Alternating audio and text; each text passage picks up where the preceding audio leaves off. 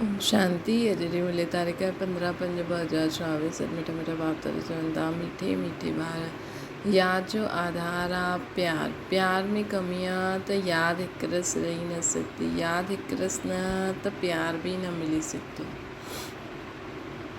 जेतिरो असांखे बाबा सां प्यारु हूंदो ओतिरो बाबा जी यादि ईंदी। यादि ईंदी त बाबा जो प्यार बि मिलंदो। प्रश्न: आत्मा जी सभिनि खां प्यारी चीज़ कहिड़ी आहे? उनजी निशानी छा आहे?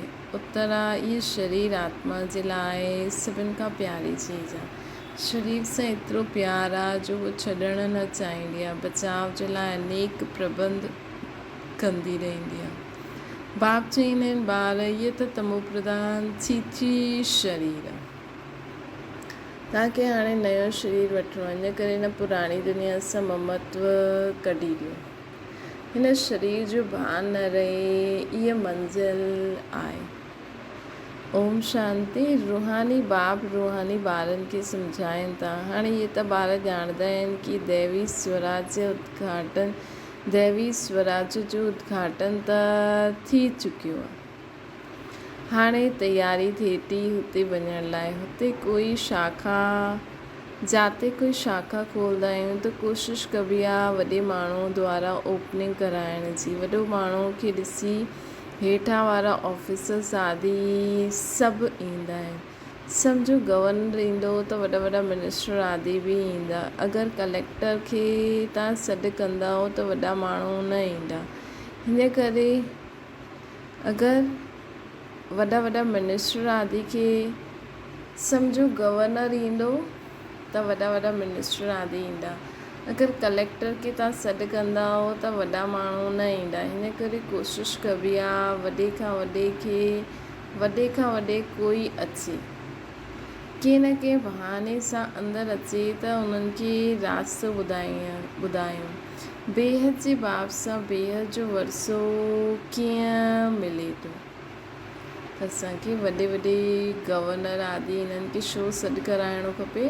ताकी उन्हनि खे ॾिसण लाइ, उनखे सां मिलण लाइ माण्हू ईंदा त कंहिं न कंहिं तरीक़े सां माण्हुनि खे बेहद जे बाप ऐं बेहद जे वरसो कीअं मिलंदो आहे उहो पतो लॻे। ईअं कोई ॿियो मनुष्य न जो ॼाणंदो आहे कि तव्हां ब्राह्मणनि जे सवाइ। अहिड़ो कोई ॿियो मनुष्य न आहे जो ॼाणंदो आहे असां ब्राह्मणनि जे सवाइ। ईअं बि सिधो न चइणो आहे भॻवानु आयो आहे। ईअं बि ॾाढा चईंदा आहिनि भॻवानु अची वियो, परंतु ईअं न।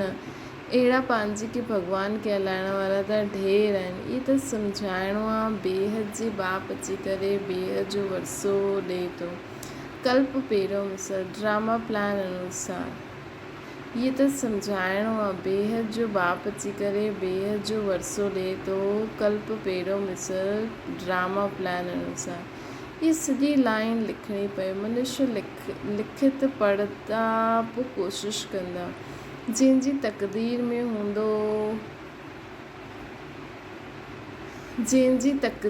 हूंदो मनुष्य लिखित पढ़ंदा पोइ कोशिशि कंदा आहिनि। जंहिंजी तक़दीर में हूंदो उहो सोचंदो वरी बेहद जो बाप अची करे बेहद जो वरसो कीअं ॾींदो आहे। हिते त निश्चय बुद्धि ॿार ई ईंदा आहिनि। निश्चय बुद्धि बि पोइ कोई समय संशय बुद्धि थी वेंदा आहिनि। माया पिछाड़ वठंदी आहे। माया पंहिंजी तरफ़ खीची वेंदी आहे। हलंदे हलंदे हार खाई वठंदा आहिनि। अहिड़ो त लॉ बि न आहे जो हिकु तरफ़ सदैव जीत थिए। हार थिए ई न। हार ऐं जीत ॿई हलंदी रहंदी आहिनि। युद्ध में बि 3 प्रकार जा हूंदा आहिनि, first class, second class, third class. कॾहिं कॾहिं युद्ध न करण वारा बि ॾिसण लाइ ईंदा आहिनि। उहो बि अलाउ कबो आहे। शायदि कुझु रंग लॻी वञे ऐं हिन सेना में अची वञे। सॼी दुनिया खे त इहो पतो न आहे कि तव्हां महारथी योद्धा आहियो। त बाबा चवनि था कि ॾिसो हिते बि असां युद्ध जे मैदान में आहियूं। त जेका युद्ध में न आहिनि, जेका अज्ञानी माण्हू आहिनि, उन्हनि खे बि असां अलाउ कंदा आहियूं। शायदि कुझु रंग लॻी वञे ऐं हिन सेना में अची वञे, परंतु असांजे हथ में हथियार आदि त कुझु न आहिनि। तव्हांजे हथ में हथियार आदि शोभदा बि न। परंतु बाप सम्झाईंदा आहिनि ज्ञान तलवार ज्ञान कटारी, त उन्हनि पोइ सूर में हथियार ॾेई छॾिया अथनि। तव्हां ॿारनि खे बाप ज्ञान जा अस्त्र शस्त्र ॾींदा आहिनि, हिन में हिंसा जी त कोई ॻाल्हि कोन्हे, परंतु इहे सम्झंदा न आहिनि। देवियुनि खे स्थूल हथियार आदि ॾेई छॾिया अथनि। तव्हां ॿारनि खे बाप ज्ञान जा अस्त्र शस्त्र ॾींदा आहिनि, हिन में हिंसा जी कोई ॻाल्हि कोन्हे, परंतु इहे सम्झंदा न आहिनि। इन जे बदिले लोग माण्हुनि देवियुनि खे स्थूल हथियार ॾेई छॾिया अथनि, उन्हनि खे बि हिंसक ठाहे छॾियो अथनि। इहे त बिल्कुलु बेसम्झी आहे। बाप सुठी तरह ॼाणंदा आहिनि कि केरु फूल ठहिण वारो आहे। उहो त बाप ख़ुदि ई चईंदा आहिनि फूल अॻियां हुजणा खपनि। बाबा चईंदा आहिनि कि मुंहिंजे अॻियां त फूल हुजणा खपनि, सटन आहे इहे फूल ठहिण वारो आहे। बाबा नाम न वठंदा आहिनि, न त चईंदा असां काटा ठाहींदासीं छा। बाबा पुछंदा आहिनि नरसा नारायण केरु ठाहींदो, त सभु हथ उठाईंदा आहिनि। इहे त ख़ुदि सम्झंदा आहिनि जो जास्ती सर्विस कंदा आहिनि, उहो बाप खे बि यादि कंदा आहिनि। बाबा चवंदा आहिनि इहे त ख़ुदि बि सम्झंदा आहिनि जो जास्ती सर्विस कंदा आहिनि, उहो बाप खे बि यादि कंदा आहिनि। मतिलबु काटा ठाहिण वारा उहो ख़ुदि बि ॼाणंदा आहिनि कि इहे बाप खे इहे ज़्यादा यादि कंदा आहिनि। बाप सां प्यार आहे त यादि बि उन्हनि जी रहंदी, ऐं बाबा बि इन्हनि अहिड़े ॿारनि जी तारीफ़ कंदा आहिनि। काटा आत्मायूं ॼाणंदियूं आहिनि, लेकिन पोइ सभिनि जे अॻियां शो थोरी थियणु ॾींदियूं। हिकु रस त कोई बि यादि करे न सघे, यादि न करे सघंदो, इन करे प्यार बि न आहे। जेसि ताईं यादि न कंदो तेसि ताईं बाबा सां प्यार बि न थींदो न। यादि न करे सघंदो, इन करे प्यार न आहे। प्यारी चीज़ खे त ॾाढो यादि कबो आहे। ॿार प्यारा हूंदा आहिनि न, त माउ बाप गोदी में उठाए वठंदा आहिनि। ॿार प्यारा हूंदा आहिनि त माउ बाप गोदी में उठाए वठंदा आहिनि। बाबा चवनि था नंढा ॿार बि फूल आहिनि। जीअं तव्हां ॿारनि जी दिलि थींदी आहे न शिव बाबा वटि अचो, नंढे ॿार बि खींचंदा आहिनि। नंढा ॿार खे बि माण्हू जी कशिश थींदी आहे न, नंढा ॿार बि माण्हुनि खे खींचंदा आहिनि। जीअं त शुरू हिननि में कशिश हूंदी आहे, ऐं मिठा बि हूंदा आहिनि। कई अॼुकल्ह कलयुगी ॿार त पोइ आसरी सुभाउ संस्कार वारा हूंदा आहिनि। झटि ॿार खे उठाए गोद में विहारंदा, प्यार कंदा। बाबा चवंदा आहिनि तव्हां ॿारनि जी दिलि थींदी आहे शिव बाबा वटि अचो, छो शिव बाबा त सभिनि खां प्यारे ते प्यारो ॿारु आहे न। सर्व संबंध निभाइण खपनि न। उहे नंढा ॿार बि खींचंदा आहिनि, झटि ॿार खे उठाए गोदी में विहारंदा, प्यार कंदा। इहे बेहद जो बाप त ॾाढो प्यारो आहे। सभी शुभकामना पूरी करे ॾींदा आहिनि। मनुष्य खे छा खपे, हिकु त चाहींदा आहिनि तंदुरुस्ती सुठी हुजे, कॾहिं बीमार न हुजूं। सभिनि खां सुठी आहे इहा तंदुरुस्ती सुठी हुजे, परंतु पैसा न हुजनि त उहा तंदुरुस्ती बि छा कम जी। पोइ खपे धन, जंहिंसां सुख बि मिले। बाप चवंदा आहिनि तव्हांखे हेल्दी ऐं वेल्दी ॿई, हेल्थ ऐं वेल्थ ॿई ई मिलणी आहे। बाबा चवनि था तव्हांखे हेल्थ ऐं वेल्थ ॿई ई मिलणी आहे ज़रूरु। इहा कोई नई ॻाल्हि न आहे, इहा त ॾाढी पुराणी ॻाल्हि आहे कि बाबा हर 5000 साल में हिकु बार अची करे असांखे पूरे कल्प जे लाइ हेल्दी वेल्दी ठाहे ॾींदा आहिनि। वरसो त ॾींदा आहिनि, पोइ द्वापर युग खां कमु थींदे त बि कलयुगी माण्हू खां त हेल्दी वेल्दी आहियूं न। बाबा चवंदा आहिनि हीअ त ॾाढी पुराणी ते पुराणी ॻाल्हि आहे। तव्हां जॾहिं मिलंदा आहियो त हीअं ई चईंदा आहियो, बाक़ी ईअं न चईंदा कि लख वर्ष थिया आहिनि व पदम वर्ष थिया आहिनि। न, असांखे त सिर्फ़ु 5000 वर्ष थिया आहिनि न, जो असां वापसि बाप सां अची करे मिलिया आहियूं। न त तव्हां बाबा चवंदा आहिनि, बाक़ी ईअं न चईंदा कि लख वर्ष थिया व पद्म वर्ष थिया, न। तव्हां ॼाणंदा इहे दुनिया नई कॾहिं हुई, पुराणी कॾहिं थींदी आहे। असां ॼाणदा आहियूं कि दुनिया नई कॾहिं थींदी आहे, पुराणी कॾहिं थींदी आहे। असां आत्मा आहियूं, नई दुनिया में वेंदा आहियूं, पोइ असां पुराणी दुनिया में ईंदा आहियूं, पुनर्जन्म वठंदे वठंदे। तव्हांजो नाम ई रखियो आहे ऑल राउंडर। बाबा चवनि था तव्हांजो नाम ई रखियो आहे ऑल राउंडर। बाप सम्झायो आहे तव्हां ऑल राउंडर्स आहियो। बाबा असांखे छा सम्झाईंदा आहिनि कि असां ऑल राउंडर्स आहियूं, अर्थात असां पूरे कल्प में अलॻि अलॻि जन्म वठी अलॻि अलॻि पार्ट वॼाए करे आया आहियूं न। असां सत्युगी देवता धर्म में बि हुयासीं, पोइ क्षत्रिय वैश्य शूद्र, हर धर्म में हर वर्ण में असां चकर लॻाया आहियूं। हर प्रकार जो नॉलेज असां में आहे।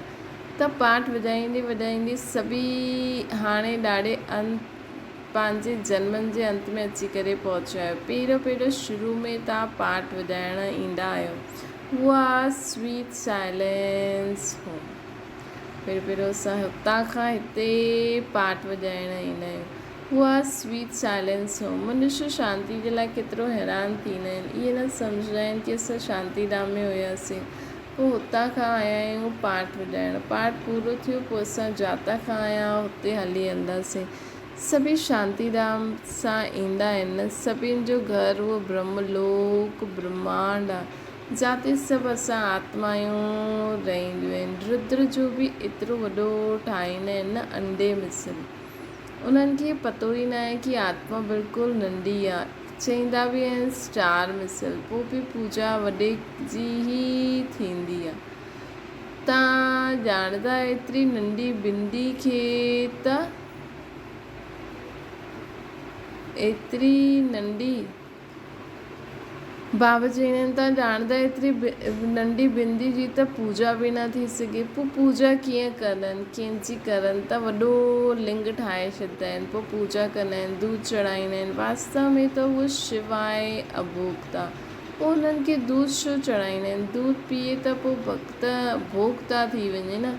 इहे बि हिकु वंडर आहे कि बाबा खे माण्हू एतिरी सारी चीज़ चढ़ाईंदा आहिनि, लेकिन बाबा त अभोक्ता आहे। बाबा खे हुनजो टेस्ट न ईंदो आहे न। बाबा खे थोरी पतो आहे खटो आहे मिठो आहे कहिड़ो आहे। बाबा त सिर्फ़ु भावना ॾिसंदा आहिनि कि केॾी भावना सां इहे खणी आया आहिनि। इहे बि वंडर आहे। सभु चवंदा आहिनि उहो असांजो वारिस आहे, असां हुन जा वारिस आहियूं। उहा असांजो वारिस आहे, सभु कुझु हुनजो ई त आहे, असां हुन जा वारिस आहियूं। पोइ बाबा बि चईंदा तव्हां हिन जन्म में सभु कुझु मूंखे ॾिनो त मां सत्युग में तव्हांखे सभु कुझु ॾींदुमि, त मां तव्हांखे पंहिंजो वारिस ठाहे पूरी सत्युग जो राज भाग्य ॾियां थो। हाणे असां बाबा खे पंहिंजो वारिस ठातो आहे, हिन जे बदिले सत्युग में बाबा असांखे वरसो ॾियनि था सत्युग जो, छो जो हुननि ते फ़िदा थी विया आहिनि न। जीअं बाप ॿारनि ते फ़िदा थी सॼी प्रॉपर्टी उन्हनि खे ॾेई ख़ुदि वानप्रस्थी में हली वेंदो आहे। हिते बि तव्हां सम्झंदा आहियो बाबा वटि असां जेतिरो जमा कंदासीं उहो सेफ थी वेंदो। हिते बि असां सम्झंदा आहियूं बाबा वटि असां जेतिरो जमा कंदासीं उहो सेफ थी वेंदो। सभु कुझु ई बाबा खे ॾेई छॾियो त सेफ थी वियासीं न।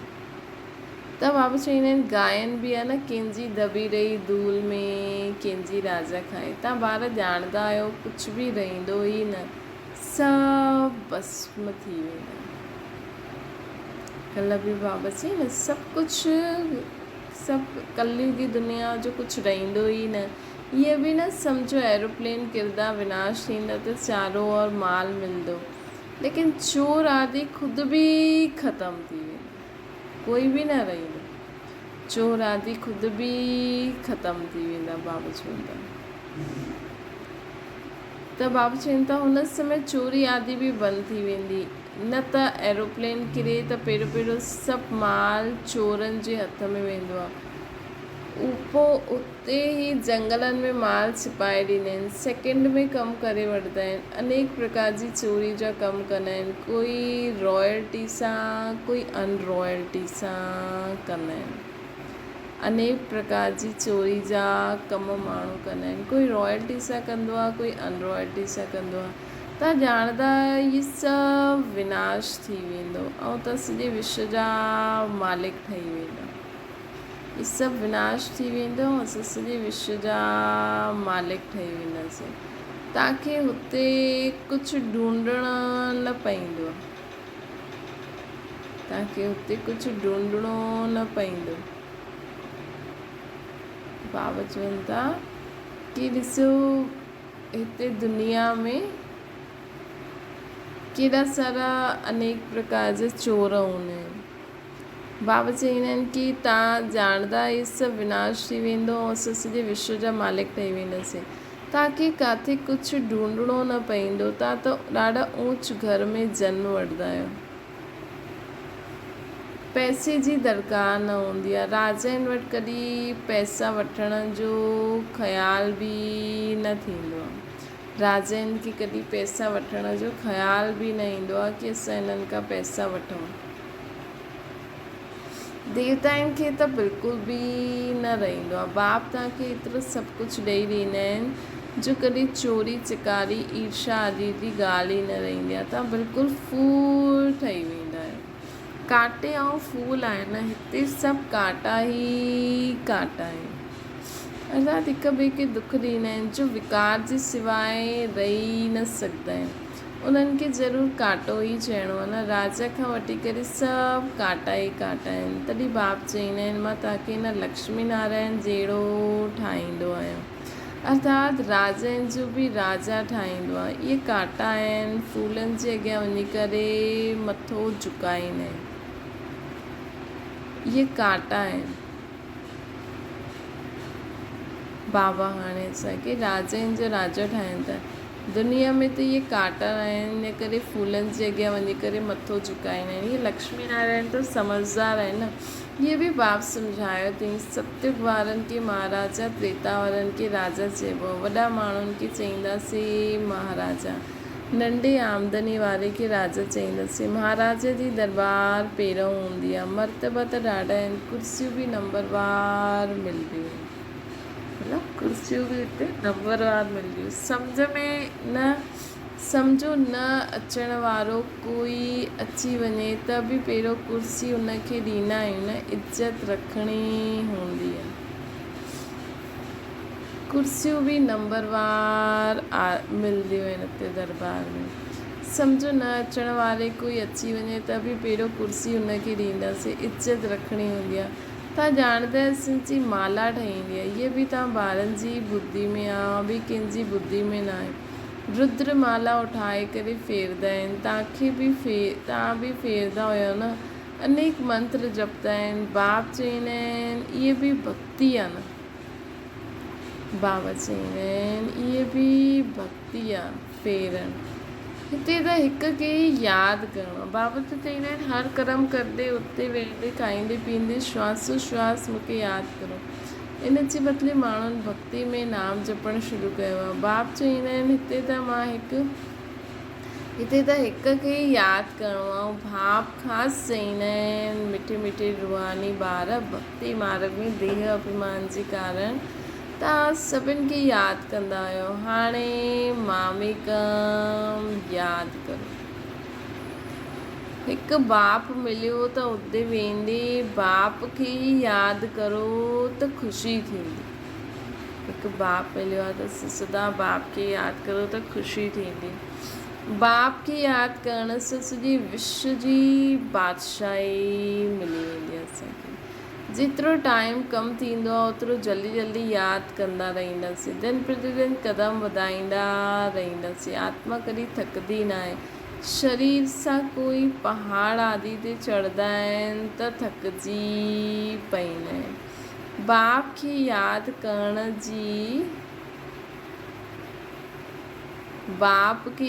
करण सां कोई थकावट न थींदी आहे। बाप खे यादि करण सां कोई थकावट न थींदी आहे। श्री बाबा खे यादि करण सां त शक्ति मिलंदी आहे न। त बाबा चवनि था बाप खे यादि करण में कोई थकावट न थींदी आहे। ख़ुशी में रहंदासीं। बाबा खे यादि करे अॻियां हलंदा वेंदासीं। अॼुकल्ह ॿारनि महिनत कई शांतीधाम में वञण लाइ, एम ऑब्जेक्ट जो कुझु बि पतो ई न हुयो। तव्हां ॿारनि खे त परिचय आहे न भक्ति मार्ग में, जंहिंजे लाइ एतिरो सभु कुझु कयो। उहो चईंदा आहिनि कि मूंखे यादि करो, तव्हां ख़्यालु करो बाबा सभु ठीकु चईंदा आहिनि या न। उहो त सम्झनि पाणी सां ई पावन ठही वेंदा, परंतु पाणी त झरननि सां ईंदो आहे, उनखे गंगा जो पाणी न चई सघंदासीं, कॾहिं बंदि न थींदी आहे। उहो त कुदरत आहे न, बरसाति थींदी आहे परंतु पाणी ईंदो ई रहंदो। बाबा चईंदा आहिनि कि ॾिसो माण्हू गंगा खे चईंदा आहिनि न पावन ठाहींदी आहे, पाणी त हिते बि आहे। छा इहे गंगा जो पाणी आहे?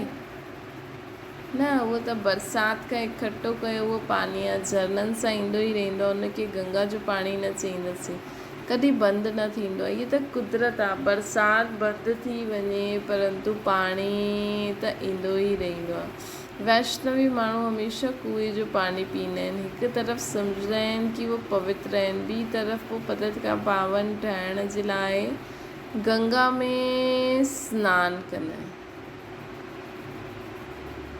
हिकिड़ी वंडरफुल ॻाल्हि आहे, पवित्र खां पावन ठाहिण लाइ गंगा में सनानु कंदा आहिनि। इहे त अज्ञान ई चईंदासीं न। बरसाति जो पाणी त बीज, बरसाति जो पाणी त अछो सुठो ई हूंदो आहे। इहा बि ड्रामा जी कुदरत चइबी आहे, खुदाई नेचुरल कुदरत आहे। बीज केतिरो नंढो आहे, उन सां झाड़ केतिरो वॾो निकिरंदो आहे, इहे बि ॼाणंदा आहियो। धरती कलराठी थी वेंदी आहे त पोइ उन में ताक़त न रहंदी आहे, सवादु न रहंदो आहे। तव्हां ॿारनि खे बाप हिते ई सभु अनुभव कराईंदा आहिनि कि स्वर्ग कहिड़ो हूंदो।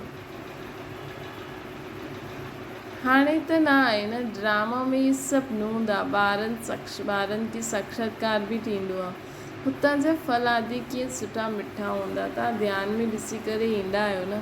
पोइ हाणे त साक्षात्कार कंदा आहियो, उहो हुते जॾहिं वेंदा तॾहिं हिन अखियुनि सां ॾिसंदासीं, मुख सां खाईंदासीं।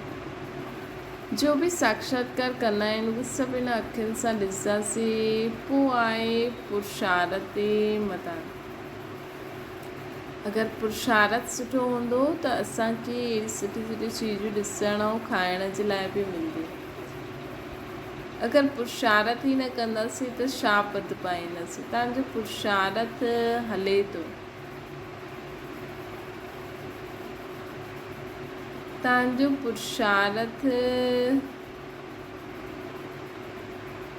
बाबा चईंदा आहिनि कि हाणे असां अगरि पुरुषार्थ ई न कंदासीं त तव्हां छा पद पाईंदा। तव्हांजो पुरुषार्थ हले थो न, तव्हां ईअं ठहींदव।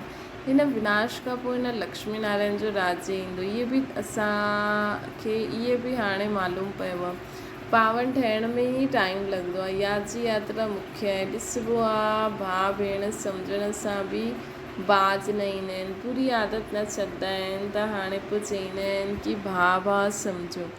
भाउ भेण सम्झण सां बि दृष्टि न फिरंदी आहे, भाउ ॾिसण सां पोइ शरीर ई न रहंदो। असां सभु आत्माएं आहियूं, शरीर न। जो कुझु हिते ॾिसण में ईंदो आहे उहो त विनाश थी वेंदो न। इहे शरीर छॾे करे तव्हांखे अशरीरी थी करे परमधाम में हलणो आहे। तव्हां हिते ईंदा ई आहे सिखण लाइ कि असां शरीर छॾूं कीअं, शरीर छॾे करे कीअं वञूं। त हाणे जो रोज़ु असां अभ्यास कंदा आहियूं न, सभु कुझु भुलिजी करे ख़ुदि खे आत्मा सम्झी बाबा खे यादि कंदा आहियूं, त इहे असां अभ्यास ई त करूं था। तव्हां हिते ईंदा ई आहियो सिखण लाइ कि शरीर अभ्यास कंदा आहियो कि शरीर कीअं छुटे। शरीर छॾे करे असां अशरीरी थी करे असांखे वञिणो आहे। त बाबा असांखे चईंदा आहिनि कि असां सभु आत्मायूं आहियूं, शरीर न। जो कुझु हिते ॾिसण में ईंदो आहे उहो सभु विनाश थी वेंदो आहे। इहे शरीर छॾे करे तव्हांखे अशरीरी थी करे वञिणो आहे। तव्हां हिते ईंदा ई आहियो सिखण लाइ कि इहे शरीर छॾे करे कीअं वञो। मंज़िल आहे न, शरीर त आत्मा खे ॾाढो ई प्यारो आहे। शरीर न छूटे, हुन जे लाइ आत्मा केतिरा प्रबंध करदी आहे। चईंदी आहे असांजो इहो शरीर छुटी न वञे, इन करे ॾाढा प्रबंध कंदी रहंदी आहे। त बाबा चईंदा आहिनि बाबा चईंदा आहिनि कि आत्मा काथे असांजो शरीर न छुटे, इन करे शरीर न छुटे, इन करे आत्मा ॾाढा प्रबंध कंदी आहे, इलाज कराईंदी आहे न। हा मां ईअं करां। आत्मा जो हिन शरीर सां ॾाढो प्यार आहे। बाप चईंदा आहिनि इहे त पुराणो शरीर आहे न, तव्हां बि तमो प्रधान आहियो, तव्हांजी आत्मा बि छी आहे। असां बि तमो प्रधान आहियूं, असांजी आत्मा बि छी आहे, इन करे दुखी बीमार थी पईंदा आहियूं। बाप चईंदा आहिनि हाणे शरीर सां प्यार न रखणो। बाप चईंदा आहिनि हाणे शरीर सां प्यार न रखणो। इहो त पुराणो शरीर आहे न, हाणे तव्हांखे नयो ख़रीद करणो। हाणे असांखे नयो कोई दुकान न रखियो आहे जिते ख़रीद करणो आहे। बाप चईंदा आहिनि मूंखे यादि करो त असांजी आत्मा बि पावन थी वेंदी, पोइ असांखे सतयुग में हली करे नयो पावन शरीर बि मिलंदो। हाणे असांखे बाप खे यादि करे आत्मा खे पावन ठाहे, पोइ सतयुग में पोइ 5 तत्व बि पावन थी वेंदा न, पोइ सतयुग में असांखे नयो सतो प्रधान शरीर मिलंदो। पोइ शरीर बि तव्हांखे पावन मिलंदो, 5 तत्व बि पावन थी वेंदा न। बाप सभु ॻाल्हियूं सम्झाए करे पोइ चईंदा आहिनि कि ॿार हाणे मन मनाओ, बसि पंहिंजे खे आत्मा सम्झो, बाप खे यादि करो। अच्छा मीठे मीठे सिकिल ते ॿारनि प्रति माता पिता बाप दादा जो यादि प्यार ऐं गुड मॉर्निंग। रूहानी बाप जी सभिनि रूहानी ॿारनि खे नमस्ते। असांजी बि रूहानी माता पिता बाप दादा खे यादि प्यार गुड मॉर्निंग और नमस्ते। धारणा जे लाइ मुख्य सार शिव बाबा जो असां वारिस आहियूं, उहो असांजो वारिस आहे। हिन निश्चय सां बाप ते पूरो फिदा थियणो। शिव बाबा जे असां वारिस आहियूं, उहो असांजो वारिस आहे। हिन निश्चय ते बाप ते पूरो फिदा थियणो आहे। जेतिरो बाप वटि जमा कंदव ओतिरो सेफ थी वेंदो। असांखे पाण जेको धन आहे उहो बि बाबा खे ॾेई छॾियो, बाक़ी असांखे कहिड़ो खज़ानो जमा करिणो आहे। संकल्प समय, हिकु संकल्प असांजो बाबा जी यादि, श्वास बाबा जी यादि, कर्म में बाबा जी यादि, बोल में, चलन में, त इहे असांजी कमाई थींदी आहे। बाबा चवनि था जेतिरो मूं वटि ईंदव ओतिरो जमा थी वेंदो, सेफ थी वेंदो। चइबो बि आहे न कंहिंजी दबी रही धूल में कंहिंजी राजा खाए। ॿियो आहे कांटे सां फूल हाणे ई ठहिणो। ॿियो आहे कांटे सां फूल असांखे हाणे ई ठहिणो आहे। हिकु रस यादि ऐं सर्विस सां बाप जे प्यार जो अधिकारी ठहिणो। हिकु रस यादि ऐं सर्विस सां बाप जे प्यार जे अधिकारी हाणे ई ठहिणो। दिन राति ॾींहं राति यादि में क़दम अॻियां वधाईंदा रहो। वरदान आहे पंहिंजी पुरुषार्थ जी विधि में स्वयं जी प्रगति जो अनुभव करण वारा सफलता जा सितारा ठहनि। जो पंहिंजे पुरुषार्थ जी विधि में स्वयं जी प्रगति व सफलता जो अनुभव कंदा आहिनि, उहे ई सफलता जा सितारा ठहनि। जो पंहिंजे पुरुषार्थ जी विधि में स्वयं जी प्रगति व सफलता जो अनुभव कंदा आहिनि, उहे ई सफलता जा सितारा। उन्हनि जे संकल्प में स्वयं जे पुरुषार्थ प्रति बि कॾहिं पतो न हूंदो या न थींदो, करे सघंदासीं या न करे सघंदासीं, इहे असफलता जा अंश मात्र बि न हूंदो। जो सफलता जा सितारा न उन्हनि जे संकल्प में स्वयं जे पुरुषार्थ प्रति बि कॾहिं पतो न थींदो या न थींदो, करे सघंदासीं या न करे सघंदासीं, इहे सफलता जा अंश मात्र बि न हूंदा। स्वयं प्रति सफलता अधिकार जे रूप में अनुभव कंदा उन्हनि खे सहज ऐं स्वतः सफलता मिलंदी रहंदी। उन्हनि खे सहज ऐं स्वतः ही सफलता मिलंदी रहंदी। स्लोगन आहे, सुख स्वरूप ठही करे सुख ॾियो त पुरुषार्थ में दुआयूं ऐड थी वेंदियूं। सुख स्वरूप ठही करे सभिनि खे सुख ॾियो त पुरुषार्थ में दुआयूं ऐड थी वेंदियूं। अच्छा, ओम शांति। बाबा खे यादि करो।